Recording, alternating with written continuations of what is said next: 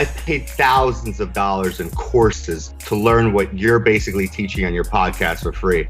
What you're putting out there is so valuable. So, I just really want to acknowledge you, and I definitely send everyone to your podcast. You were virtually one of the first mentors that I looked up to and started following. You're always one step ahead of the game. So I just wanted to give you kudos and props for that, because lots of people are watching, lots of people are learning from it. Tucker and the whole TTM crew, Dan and Chris, thanks so much for your support. I love what you guys do, and a huge fan. Having this support's huge. So I'm grateful for that.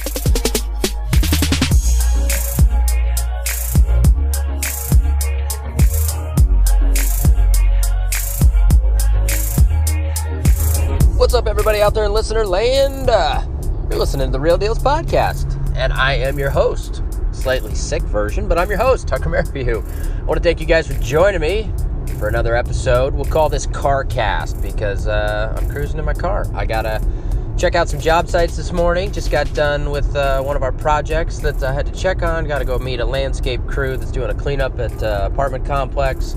And, then I got to go look at a bunch of other stuff today, too. So, busy day, but I wanted to record a show while I'm kind of bouncing around. I've got a couple of really cool shows coming up. Next week, I know I alluded to this on a previous show. Timing has just been a little bit challenging, and I wanted to do this show with a co-host to make it the best content as possible. And so next week, my wife is going to be on the show, but we're going to do it with my co-host for my local show here, the Portland Real Estate Podcast, which, by the way, we recorded the 100th episode on that show this past week, and it drops today as I'm recording this. So if you guys are local and you want to hear a good show, make sure you check that out. But my co-host on that show is going to join me in interviewing my wife, Joni, to talk all about the design and construction management side of my own business, because for many of you guys that follow me, or any of you guys that follow me and my business, you know that is a section of the business that, I rely on her to basically handle.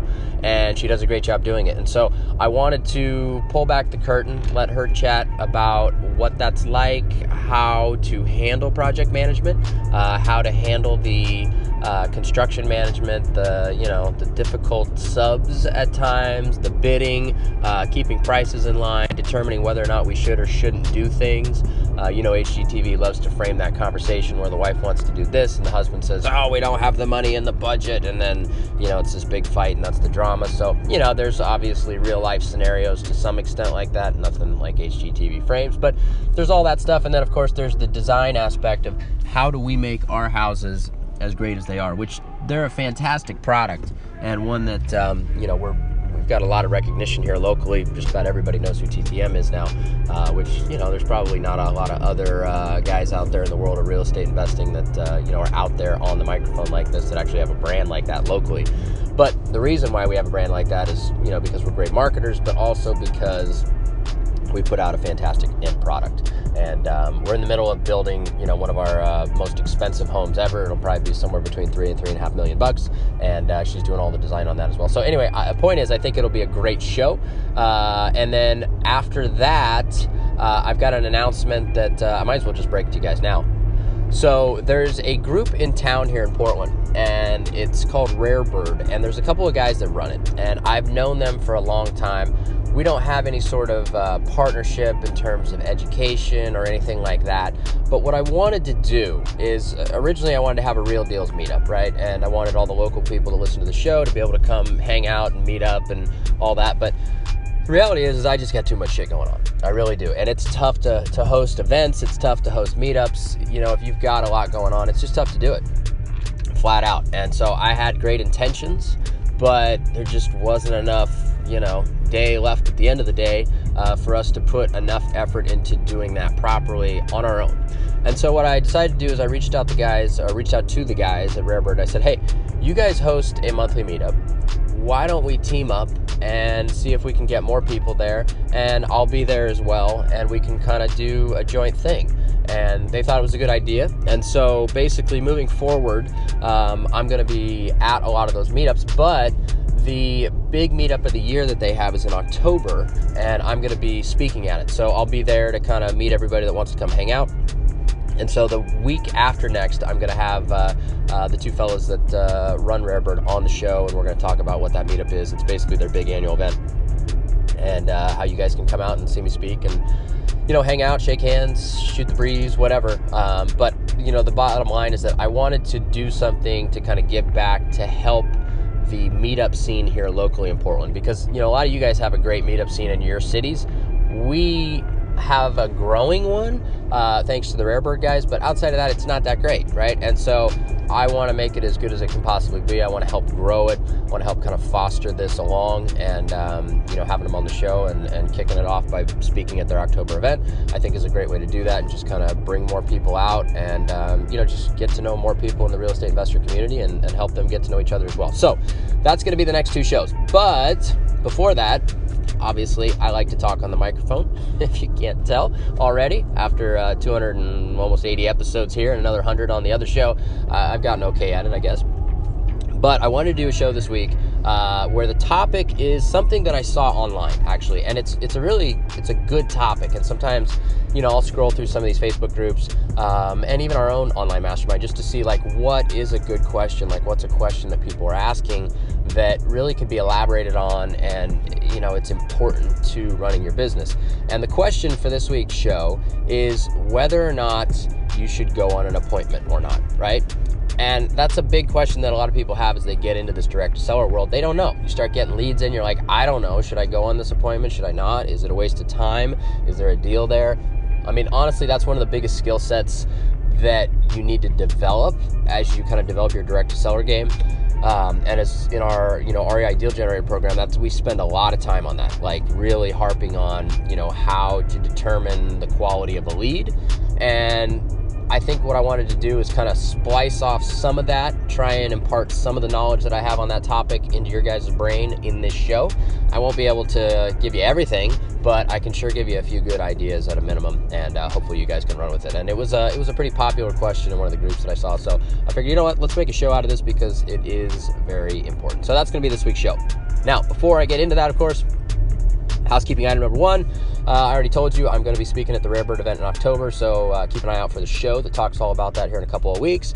Housekeeping item number two is our Driving for Dollars app. If you guys have not downloaded it already, please go do it. For $20, you've got the lowest tier, which gives you 100 skip traces a month, so you can skip trace anything as you're driving around, add it to a list, export it, start marketing it in a variety of different ways. Or you can do the $20 list builder tier, which basically just allows you to build unlimited lists, both for you and anybody on your team. So it's just a great tool. It's a much more cost-effective tool than our competition. And one of the enhancements that we're adding that seems to be something that people want is our drive tracking feature. So that'll be out here very shortly to all of that. But originally we were going to put that in, and I was like, it's just kind of gimmicky because really you should know where you're driving anyway. But people seem to want it, and so we're going to make sure that it has it. But ideally, if you're doing Driving for Dollars, just my little 2 cents on it, you should know where you're driving before you go. It's really an important thing to know your farm areas, and if you don't know your farm areas, then the drive tracking obviously is more important to you. But you really need to know your farm areas before you start go driving it, in my opinion. And right now you can see if you pin anything on a street, you'll know you've been on that street. But either way, we're going to put it in there for you guys, so it just simplifies things. But that's the next enhancement. If you want to download the app, go check it out. It's the Driving for Dollars app. It's a little blue logo. And it's in the iTunes Store, Google Play Store, and it's free to download. So $3.99 is a good price. You get a 5-property free trial, and after that, you can choose to pick whatever tier you want. We've got the small tiers for $20. We got the bigger tiers that have much more skip tracing. You can just pick what you want to do, and you can toggle between tiers each month depending on how big of a list you're going to create. So that is housekeeping item number one. Number two is our Deal Finders Academy. For those of you guys that are interested in joining our online mastermind group, we would love to have you. If you want to join a mastermind group, maybe you already belong to one, but you want to join another one that doesn't require travel, and you can kind of interact. Well, you can interact instantaneously with great investors from all across the country without all the travel costs, without all the time commitment. You can join our group, and we'd love to have you. Now, we don't stack people on top of each other, as I've always said, but we've been kind of pushing this a fair bit lately to try and add more people to our community where we have holes across the country. So there'll be a link in the show notes, but just go to thedealfindersacademy.com. You can book a call with Dan. All you got to do is just scroll down to the bottom, book a call. Dan will chat with you. We'll see if it's a good fit. And if it is, hopefully we can admit you. And we'd love to have you for $199 a month. For $2,400 a year, I mean, it's as cheap as one trip out to, an in-person mastermind meeting as far as the cost of travel and hotel and all that stuff. So definitely a great value. You'll get a high ROI on that investment, that's for sure. So anyway, go to thedealfightersacademy.com, and we'd love to hear from you. Now, what's going on with me and TTM? I'll make it real quick. We got a lot, a whole lot going on right now. We've got our big Mamma Jamma project in Dunthorpe that's just about wrapping up.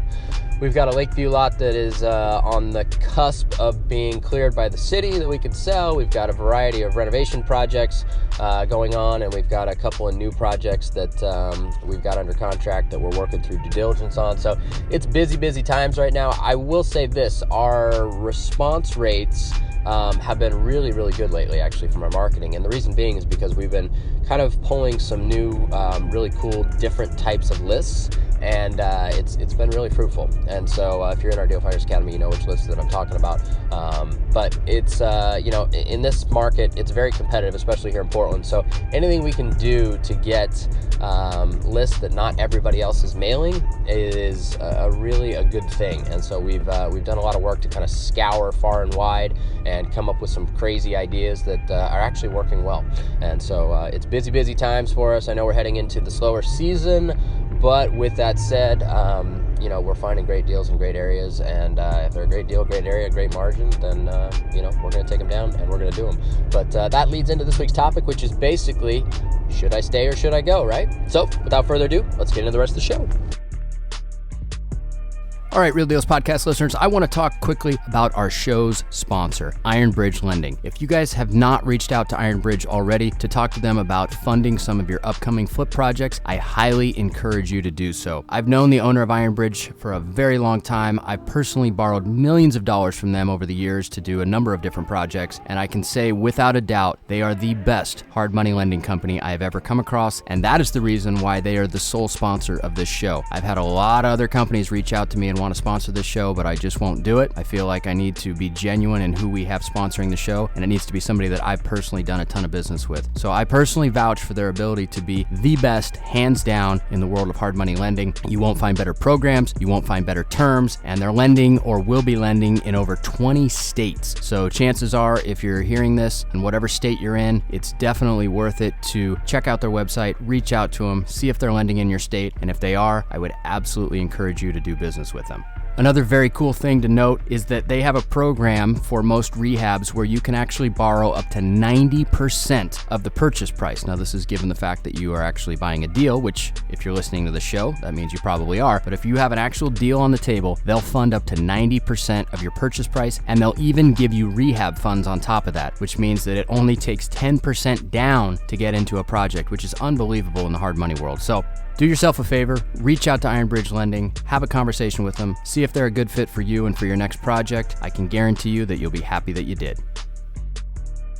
All right, you guys ready for the main topic? Here we go. How do we qualify a lead? How do we know if we should go on an appointment or whether we should not go on an appointment? Those are probably some of the biggest questions you're asking yourself as you get into the direct-to-seller game. And honestly, it's kind of a muddy mud puddle. It's not very clear when you first start this game. You get a call and you're excited and you're like, okay, I'm talking to somebody, this is great.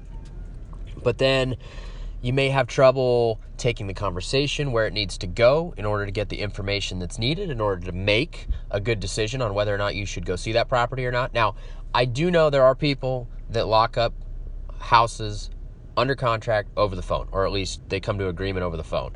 And it's just not the way we run our business. It's never has been.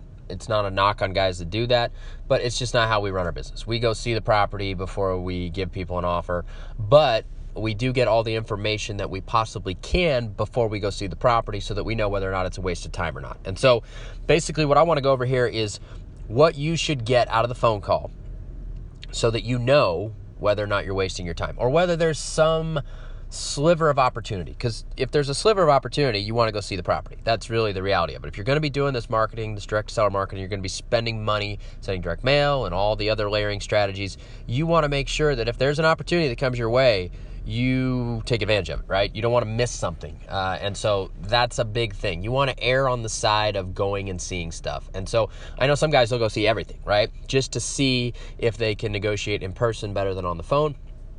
We're kind of a hybrid, right? We go see the stuff that we deem worth seeing based on our phone conversation, although it's a little bit of a sliding scale depending on which neighborhood or area it's in, right? And I'll get into that here in a second. So what information do you need? And before I get into all this, I will say that there's a full training on this, like literally the playbook of how we negotiate with sellers. How we do all this is our negotiating with sellers product, and I'll have Dan run a promo for it so that we have a big, 50, 60, 70% off, whatever it is. And we'll put the link in the show notes page. So if you guys want the full training on exactly how we do everything from A to Z with sellers, go to the show notes page. We'll have it in the email, a link to it in the email as well when this show goes out, and you guys can get that. It's a great training, but you'll get a lot from this episode as well. So what do you need to get, right? Well, the phone rings, ring, ring, ring, right?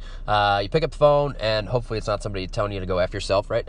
It's somebody that actually wants to talk. They say, hey, you sent me a letter about buying my property, right? Well, the first piece of information you got to get, and it depends on what your CRM is. Some CRMs will identify the number and they'll bring in the property address and all that, and you'll know right away. But for conversation's sake, you got to ask them what the property address is, right? And generally speaking, when people call in and they say, well, shouldn't you know, you sent me a letter, there's a few ways to answer that. But generally what we do is we say, hey, look, we drive around the areas that we're doing projects in, and there's a number of addresses that we've written down, and we send people letters, and we hope that they respond to us. I don't know which one is yours. So if you could tell me the address, that'd be a good place to start. And so that usually breaks the ice, gets them talking, and we get the address. Now, from there, right, you start to ask them, okay, well, are they interested in selling the property?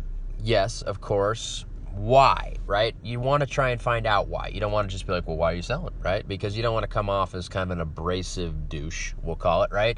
You want to be good. This is where sales comes in, right? You got to be good with people. You got to learn when to kind of shoot for the takedown, right? In wrestling terms, you got to know when to shoot. And so, or in basketball or whatever, right? So you got to kind of feel the conversation, and then you got to go in and ask the questions to get them to give you the answers so that you have a better idea of what their level of motivation is, why they want to sell, right?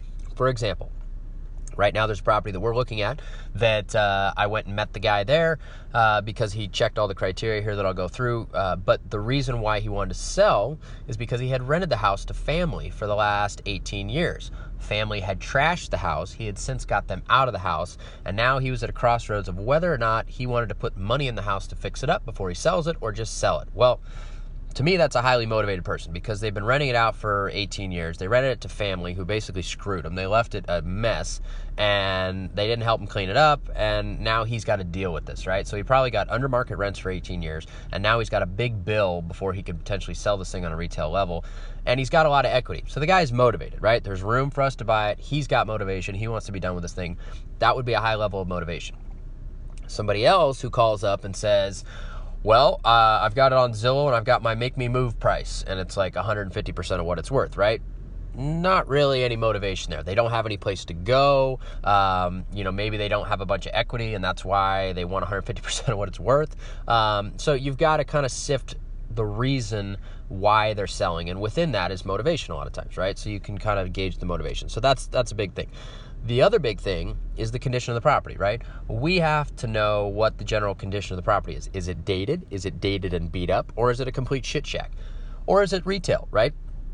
If it's retail in this market, it's very seldom that we're going to get a great buy on something. If it's retail, chances are it's going to be too much money. You're going to have to buy stuff that is at a minimum heavily dated. Now, that's not to say that there isn't, those unicorn deals that land in your lap and you buy them and they're turnkey and you can resell them and make money and they're retail ready on both sides, right?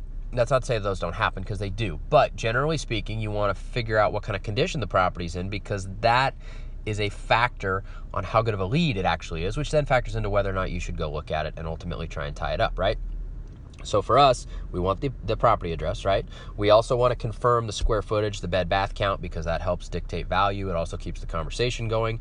And then we also need to know the condition of the property, right? And so we'll kind of ask some questions about whether or not they've updated anything, and it just keeps the conversation rolling. But once you have the condition of the property, why they want to sell, the bed bath count, you can kind of, for us, we're online while we're talking to these people. So we're kind of pulling up value indicators, kind of seeing, okay, what is it worth on Zillow? Does the bed bath count match what they're telling us and what county records tells us? All those things, right? And then after we get a description of the property, we kind of get a feel for why they're looking to sell, or kind of the backstory. Then we go in for the price, right? We ask them what they want for it. And this is the most difficult part of every seller conversation. And this is the part that most people get hung up on. And when you're newer, somebody says, hey, you sent me a letter, you're the expert, you tell me, right? I'm sure some of you guys have probably experienced that phone call. And let me tell you, there are ways to get around that. A lot of ways to get around that. But people will feel it. They're kind of like sharks. They smell blood, right? They can smell the uncertainty. They can smell the lack of confidence on your side of the phone. They can just smell that, and they think that they can just bulldog you, right? They can just plow right through you, and they can feed you a line like that. I got news for you guys. If somebody picks up the phone and they call you about selling their house, I can guarantee you they have thought about what they want to sell it for. They've looked at Zillow. They've done all kinds of things behind the scenes before they pick up the phone and call you. They will never call you. Well, I won't say never, but rarely ever call you without doing some background research on what exactly they want for the house. And if they won't tell you, it's probably because they want way more than it's worth, and deep down they're embarrassed to tell you that. So bottom line here is that you got to get a ballpark price out of them. That's the last piece, right? And the ballpark price, how you frame that, how you get that out of them, we go into all different strategies on that in our negotiating with sellers training, but that is a very important piece, because that piece, coupled with everything else, then tells you whether or not you have opportunity, right? Or a sliver of opportunity, or a big chunk of opportunity. And from that point, you can determine whether or not you should schedule an appointment, right? So for us, we factor in all those things. Then we get the ballpark price. If that ballpark price sounds like there's any sort of opportunity, boom, we schedule the appointment right away, and we try and get out there and see them face to face, because we look at the ballpark price as a good starting point, right? Usually they'll give you a range, right? They want 250 to 280, right? Well, 250 to 280 means 250 to us, right? That's our starting point. But going to see them, now we might be able to whittle that down a little bit. We might be able to take it down a few more bucks, or a lot. Who knows, right? You go through the property, you go through some inspection stuff, you point out, this has got issues here, there, whatnot. They acknowledge it, through conversation and just through acknowledgement of the other issues with the property, you can get that price down. But going on the appointment, that's kind of what I want to focus on here. You want to go on the stuff that has just a sliver of opportunity. And so by finding out, of course, the condition of the property, confirming the square footage, the bed bath count, you need the address, of course, and getting the ballpark price, that gives you enough information to know whether or not you should send your guy or you should go on the appointment. And that's really the guiding lights that we use to determine whether or not we go see property. Now, there's a couple of, or one caveat to that. We have what we call a good neighborhood rule, right? So if it's in an A+ neighborhood, we will go no matter what. Unless, of course, it's a fully retail ready product, right? If it's like they bought it 2 years ago, it's fully updated, like we know that we're not buying it, right? But if it's dated, it hasn't sold in a long time, it's owned by old people, it's in an A+ neighborhood, it could use updating, whatnot, we will go see them no matter what. It's called our good neighborhood rule. We've got a whole bunch of rules just from people that have screwed us over the years, or things that are good ideas that we just name them. But this is called our good neighborhood rule. We'll go see it no matter what. That's really the only time where, regardless of what people say, we'll go see it, with the exception of condition, right? If they say that they updated all the baths, they updated the kitchen, blah, blah, blah, it's like a work of art, and they want a high price, there's probably nothing there. But if it hasn't been updated and they still want a higher price and it's in an A+ neighborhood, we'll still go see it. But in all other areas, right, we factor in those things that I just talked about, and then we use those as a guide on whether or not we should go see the property. And so hopefully that helps make sense to you guys out there in listener land, kind of the process that a lead kind of goes through, how you kind of sift it, to figure out whether or not there's any motivation, there's any opportunity. And then if there is those things, then you can go see it. And now motivation, one thing I want to mention before I end here. Motivation, everybody's always talking about the motivated seller, You want to find a motivated seller. Well, motivated comes in a variety of different forms. I like to call it a reasonable seller, right? If somebody has an investment grade property, right? It's an investment grade condition. All we want is a reasonable seller. We don't necessarily want a motivated seller, right? Now, if they're motivated and reasonable, right, that's a great combination, but they don't have to be extremely motivated. They can be just reasonable if they have an investment grade property. Now, if they have something that's slanted a little more towards retail and they're heavily motivated, then of course you can get the price down. Or if it's investment grade and they're heavily motivated, you can get the price down even more. But they don't have to be like extremely life is ending motivated in order to get a great deal. They just have to be reasonable and have an investment grade product. So I want to differentiate there for people. Hopefully that kind of makes a light bulb go on in your head when you're talking to people, when you're looking at properties and you're kind of trying to determine what kind of condition they're in, what they want for it, where it is, all those things. So that's how we determine whether or not we go see a property, and hopefully it helps you guys out there in listener land, so that you're not going on appointments that you don't need to go on, but also you're not missing out on opportunity that may come your way, because there's a lot of leads that you talk to in this business, and you want to make sure you capitalize on all of those that have just even a little bit of opportunity. It's worth going and seeing, because you're paying for the marketing, right? You're paying for the phone to ring, so you want to make sure that you exhaust all leads and all options before you say that lead is dead. So that's this week's main topic. Hopefully you guys dug it. You can put this stuff to work in your business. And like I said, if you want a full training on how to interact with sellers and how to get all this information out of them, you can go check out our Negotiating with Sellers training that we'll have a link for in the show notes.